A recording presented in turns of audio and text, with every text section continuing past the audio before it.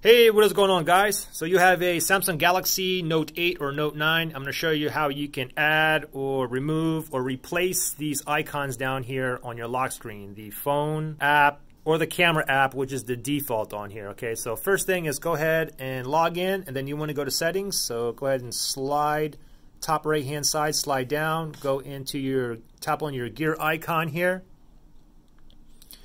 And then from here, you want to go down to where it says lock screen. Now, the thing is, depending on what model, Note 8 or Note 9 you have, it may be a different way to navigate, okay? So mine would be to go to apps. However, you might have a model where you would have to click on security from here, and then click on screen lock, and then click on the gear icon, and then click on lock screen shortcuts.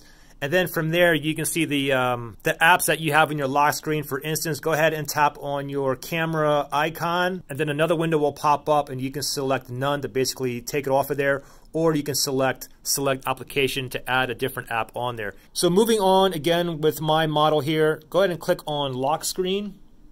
And then from here, you want to go ahead and scroll down and look for app shortcuts. So go ahead and tap on app shortcuts.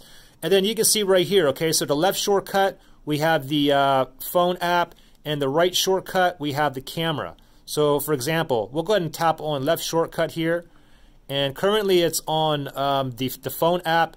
If we wanted to turn it off completely, we just tap on that. If we wanted to add a different app on the bottom left hand side, then we just go ahead and choose what we want. So I mean, for example, I'll go ahead and just turn it off, and now you can see my lock screen, when I pop it up, is totally gone, okay? And the same thing with the right side here. Let me go back here.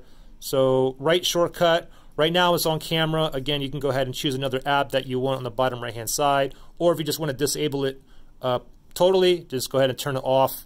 And now I have, I just removed both of the icons or apps on my lock screen. So pretty simple. I hope that helped you guys out. Thanks for watching, and I'll see you on the next one.